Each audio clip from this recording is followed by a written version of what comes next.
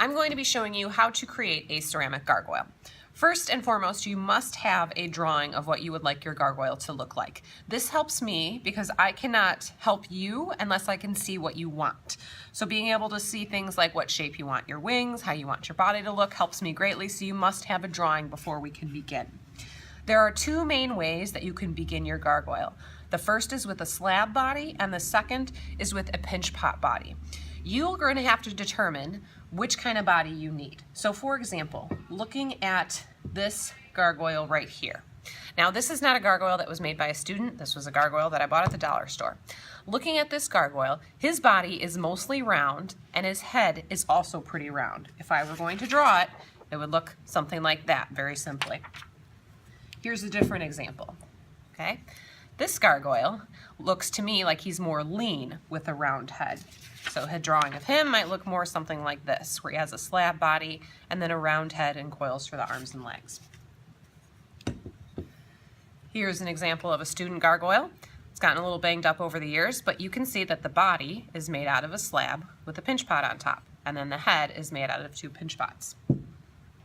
So let's say I want to do something that is long and lean like this gargoyle, which is clearly made out of slabs. You're going to want to do this on the first day, and the first thing you're going to do is roll out your clay. So put my clay on my board, put my wooden slats on either side, and then roll this out. Remember that you want to roll until your rolling pin sits on the wooden slats. And if you stand up, it's going to be a lot easier to roll out. We want to do this on the first day when the clay is really moist and easy to form. Okay, so there's my flat slab. Now I'm going to trim this into a rectangle. Pull away my extra clay.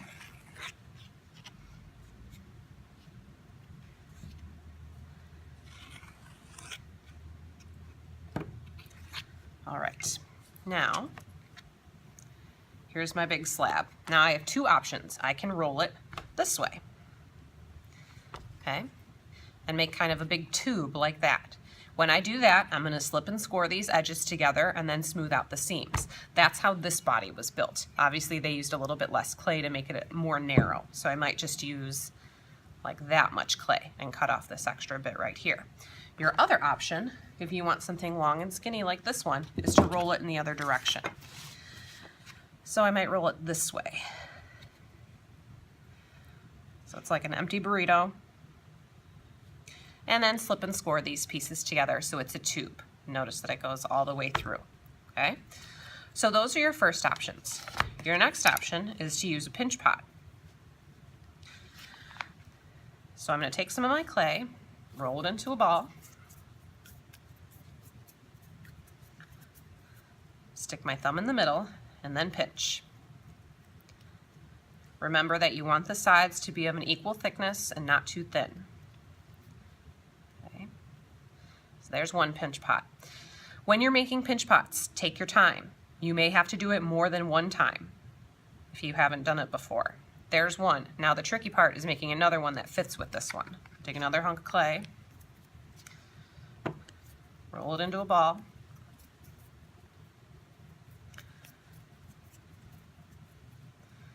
stick my thumb in the middle, and pinch.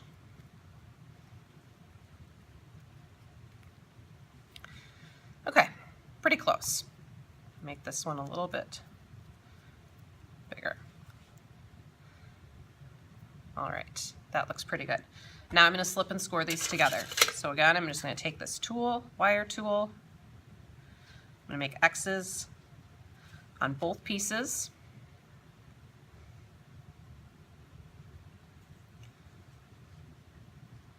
Then I'm going to attach them with slip. Take my slip, I'm just going to put it on one piece of my clay. Okay, now take my other pinch pot and attach it to this one. Now I have this big seam. We're going to need to rub out this seam. You can take your finger and you should be able to just smear that over. If your clay is getting a little bit hard, you can take one of these yellow tools, use the back end of the yellow tool, and smooth this together.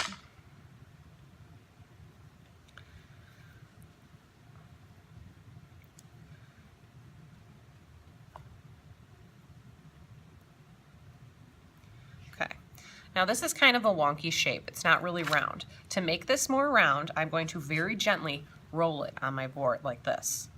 It's going to kind of smooth out some of the spots so it's not so lumpy, and it's just going to make it a little bit more round.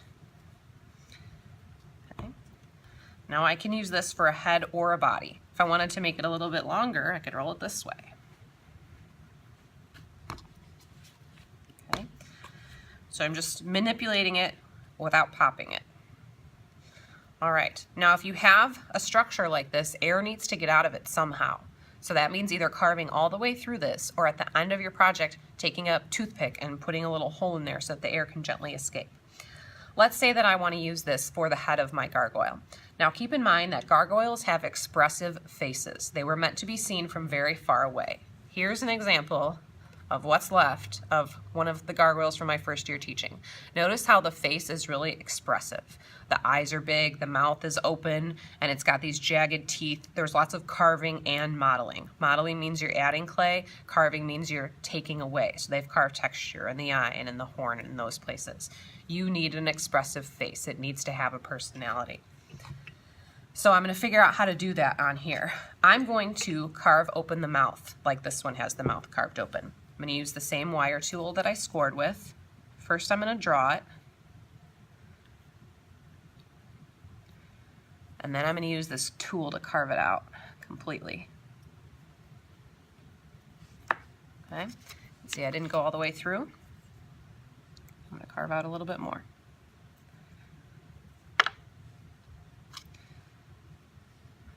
Okay, so now that mouth goes all the way through and the air is allowed to escape. Okay, so that's fine for mouth. Let's say I want to make teeth. I'm going to have to slip and score every individual tooth into the mouth. Okay, same thing. Let's say if I want to have a tongue hanging out, I have to slip and score that so that it doesn't fall off. Okay, now let's pretend that this is a body and you want to do things like attach wings. Wings are great as long as they're not too big and they don't hang too far off the body. So first step is on here, I'm just going to draw some wings. Real simple. Okay, simple wing. I'm going to cut it out of my slab. Here's my wing. This is a bad idea. Okay, this is too flimsy. It's not holding on to enough of the body of clay. It's going to break off. This is probably still not a good idea. Too much of it is hanging off. You want as much of this as possible attached to the original body. Okay, that's just going to make yours more successful.